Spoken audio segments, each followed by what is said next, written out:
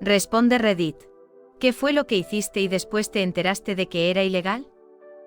Estaba de viaje y en una etapa del viaje lo que pensé que era una escala de 2 horas fue en realidad una espera de 26 horas. No tenía el visado adecuado para salir del aeropuerto, y el tipo de la aduana me dijo que no podría pasar la noche. Así que le pregunté si podía comprar un visado en el aeropuerto. Me dio un precio, pero estaba en la moneda local y yo no sabía el tipo de cambio. El cajero automático solo dispensaba dólares para una tarjeta americana, así que saqué $100 y volví al mostrador. Le entregué el dinero al funcionario de aduanas y le pregunté, ¿es suficiente? Hasta que no vi que se lo metía en el bolsillo antes de sellarme el pasaporte no me di cuenta de que acababa de pagar un soborno. En el momento no me pareció grave, pero ahora me di cuenta de que pude haber tenido consecuencias muy graves por ello, menos mal ha quedado únicamente como una anécdota. Me servía los caramelos que había en los contenedores de los supermercados, esos que había que meter en una bolsa. Tenía 10 años y pensaba que eran muestras de caramelos. No es todo, cuando era más pequeña, solía robar y comer judías verdes de Walmart, porque pensaba que mi madre nunca me las compraría. Cuando tuve la edad y confianza suficiente con mi familia se lo conté, me esperaba un castigo o alguna preocupación porque lo haya hecho más de una vez y con diferentes dulces, pero no, por el contrario, mi familia se ofendió más por gusto en las golosinas. Textualmente me dijeron: no puede creer que el único niño pequeño en la historia del universo al que le gustan las judías verdes sea mi hijo. Solía comprar cigarrillos sueltos en una tienda de la esquina cuando estaba en el instituto. Una vez fui a otra tienda, pedí 2 Newports, el dependiente puso 2 paquetes y yo pagué con 50. Los dos estábamos muy confundidos. Resulta que vender cigarrillos sueltos está prohibido.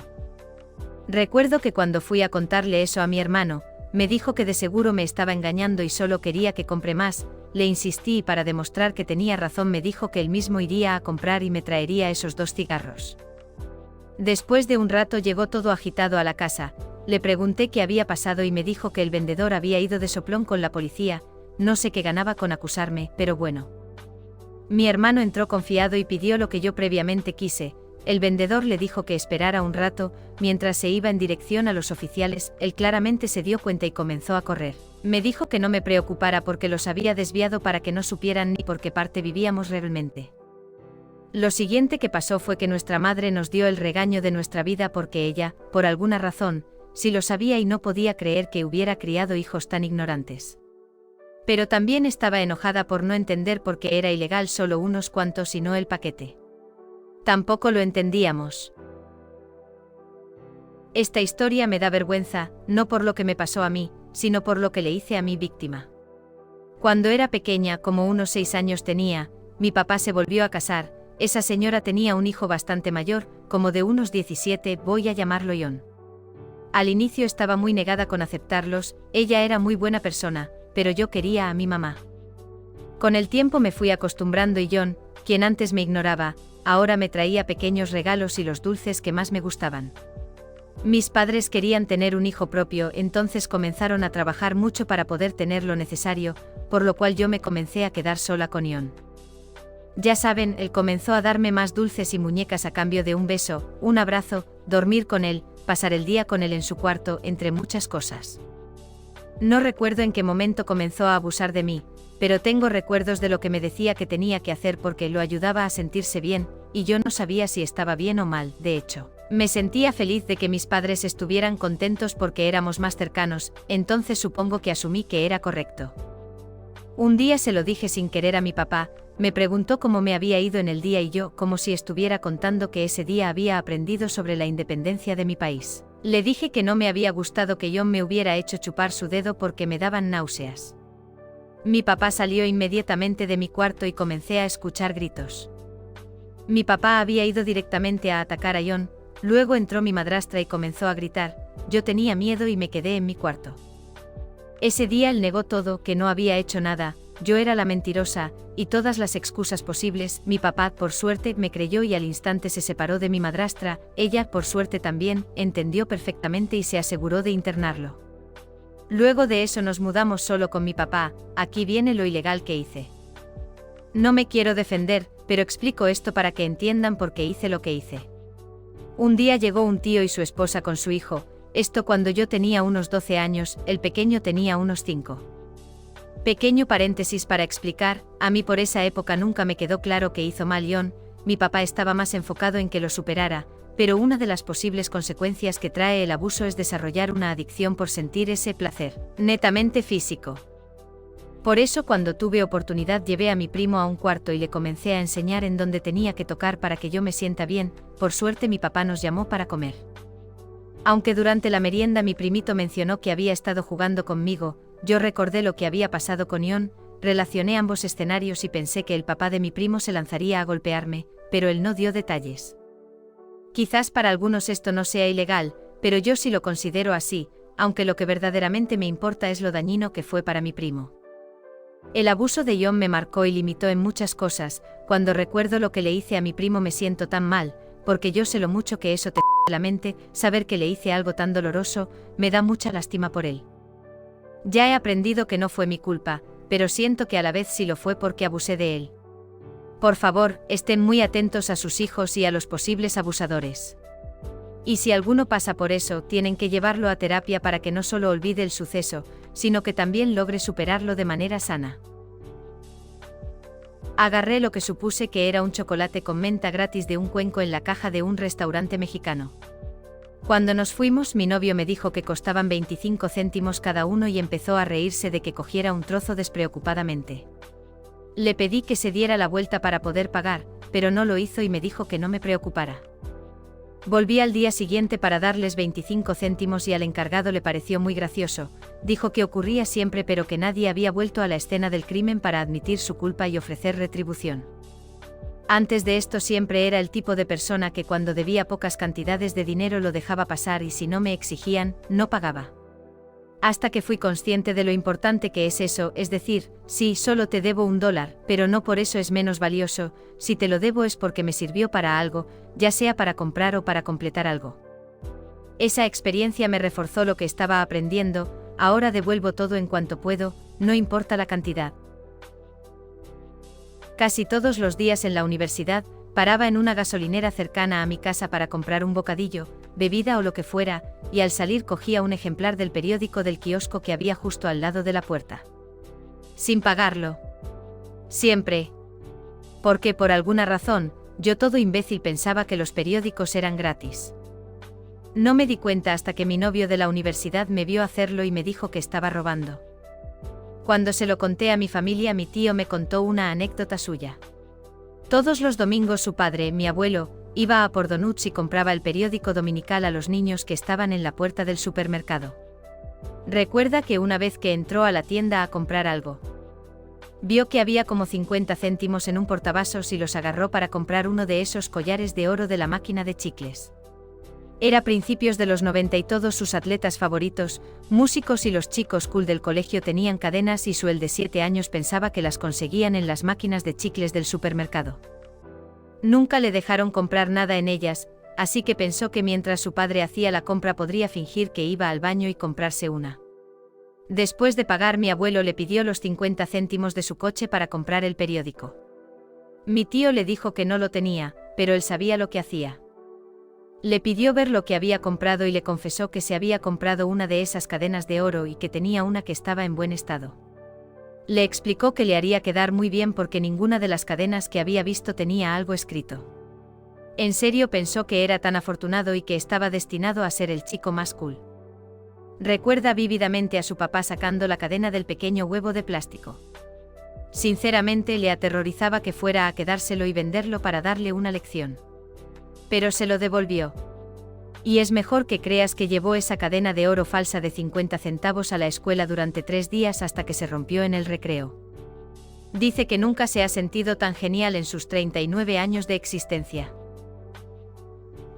Compré algunos libros para informarme sobre Tailandia antes de pasar allí el verano. No terminé la biografía del rey que estaba leyendo, así que me la traje de viaje. Al poco de empezar el viaje, unos estudiantes tailandeses me vieron leyéndola y se interesaron mucho.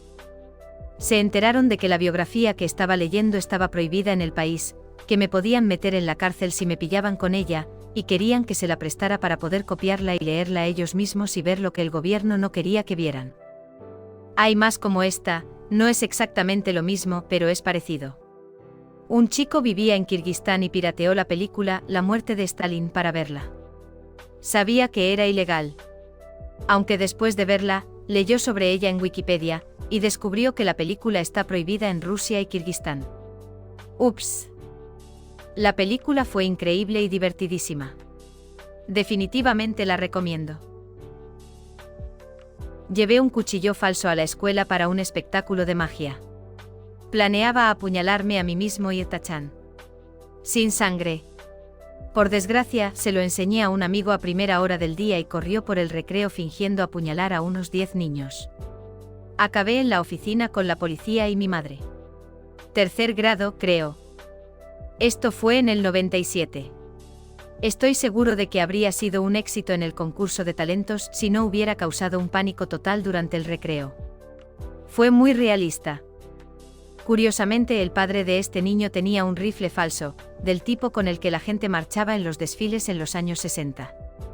Era todo de madera con un cañón de metal, pero parecía real. Lo llevó a la escuela para mostrarlo en tercer grado. Esto fue tal vez 1975 o así, décadas antes de que los tiroteos escolares fueran una cosa. Cuando entró en clase con ella gritó: «Muy bien, esto es un secuestro». Todos se rieron, incluido el profesor, pero lo obligaron a llevarlo al despacho y dejarlo allí el resto del día. Es una locura lo rápido que han cambiado las cosas en ese sentido. Las escuelas no se andan con pequeñeces. Vi una pequeña noticia de un niño que llevó un puntero láser a la escuela y fue suspendido por tener un arma. Era un pequeño llavero puntero láser hecho para entretener a los gatos. Dijeron que podía cegar a alguien con él y que por eso era un arma. Él estaba en 8 grados grado en ese momento. Aprobé el examen de conducir un miércoles, me compré un coche el viernes siguiente y el lunes siguiente ya iba al trabajo por la autopista. Todo iba bien. Varios años después, tuve que utilizar el libro de registro de mi coche para algo, creo que estaba cambiando de compañía de seguros o algo así, fue hace tiempo, así que no recuerdo bien. No lo encontraba, así que me puse a rebuscar en todos los cajones de la casa y, cuando no encontré nada, empecé a buscar en viejas cajas de archivos y demás. Al final encontré un sobredirigido, de mi puño y letra, a la DVLA. Lo abrí confuso. Dentro encontré mi certificado de aprobado del examen de conducir, todos los impresos para solicitar el permiso de conducir completo y un giro postal para pagar el permiso. Esta frase por sí sola debería decirte cuánto tiempo hace de esto. Lo primero que supe fue que había hecho todo lo que tenía que hacer excepto enviar el maldito sobre.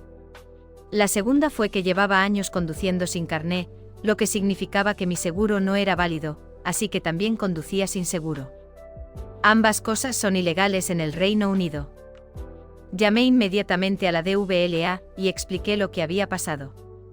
La persona con la que hablé me dijo que no era nada raro y me preguntó cuándo había aprobado el examen. Hizo una mueca cuando se lo conté y me dijo que si hubieran pasado un par de años más o menos, habrían respetado el certificado del examen y me habrían enviado el carné. Pero como llevaba 13 años conduciendo así, por suerte sin ningún accidente ni incidente no podían hacerlo, así que tendría que volver a presentarme al examen, tanto teórico como práctico. Y así es como me las arreglé para perpetrar una racha delictiva de 13 años, y aprobar mi examen de conducir 2 veces. Puse mi propia gasolina. Nueva Jersey es un lugar extraño. Soy de California, pero una vez tuve que echar gasolina en Oregón y no me gustó. Yo estaba como, no soy una mujer blanca de clase media en la década de 1950, ¿por qué estás bombeando mi gas? ¿Vas a ponerte patines después de esto e ir a buscarme una hamburguesa? Ahora en Oregón puedes echar tú la gasolina. La mayoría de las gasolineras siguen teniendo empleados, pero si quieres echar tú la gasolina, puedes hacerlo. Está muy bien porque nunca tienes que esperar. Fui a pescar truchas y me quedé con unas 5 truchas de tamaño ilegal. El río en el que estaba tiene varias zonas diferentes con todos los tamaños legales diferentes que la gente puede mantener, y algunas zonas no se puede mantener la trucha de cualquier tamaño, y pensé que estaba en una zona determinada. Nunca me pillaron, pero si lo hubieran hecho probablemente me habrían puesto una multa de $300 o $500 y me habrían confiscado el pescado. En el camping mi hermano pequeño pescó su primer pez y quería comérselo. Era demasiado pequeño, pero mis padres se rindieron ante el simpático niño de 4 años. El guardabosques pasó por allí y saludó mientras mi padre lo preparaba. El hermano pequeño la arrastró para que le enseñara lo que había pescado. Ella sonrió y siguió su camino. Hay gente buena. Yo trabajaba en un puerto deportivo. Un día, los guardas de caza vinieron a comprobar las capturas de la gente. Había una familia en una barca que había estado pescando cangrejos. El guarda midió los cangrejos y todos eran demasiado pequeños. Un niño de la familia dijo: «No te preocupes, la abuela dice que no pasa nada si son demasiado pequeños». Gracias, pequeño. Esa es la diferencia entre la letra de la ley y el espíritu de la ley. En mi comentario se incumple el espíritu y la letra de la ley. Están capturando muchos de los cangrejos que son demasiado pequeños para cualquier propósito. Se pescó un solo pez demasiado pequeño que una sola persona iba a cocinar y comer. Se infringió la letra de la ley, pero no el espíritu, ya que la intención de la ley es mantener sana nuestra población de peces para que no sufran sobrepesca y puedan seguir repoblándose. Cuando tenía 18 años falleció mi abuela y tuve que ir a su funeral en Francia. No le tenía mucho cariño, ya que solo nos habíamos visto 2 veces, pero necesitábamos que un miembro del contingente norteamericano hiciera acto de presencia. Yo fui la voluntaria. Resulta que había fallecido en una pequeña habitación de una antigua casa familiar en el campo francés. Junto a su habitación mortuoria había un enorme cuarto lleno de viejas botellas de alcohol. Nadie las quería. Yo tenía 18 años, así que también me ofrecí voluntario para revisar el alcohol. Encontré una botella de absenta muy vieja. Como de más de 100 años. El precinto estaba intacto, así que decidí llevármela a casa. Más tarde me enteré de que el ajenjo habría contado como estupefaciente. Solo reclamé una botella de alcohol a la aduana. Todavía la tengo 18 años después y sabe asquerosa.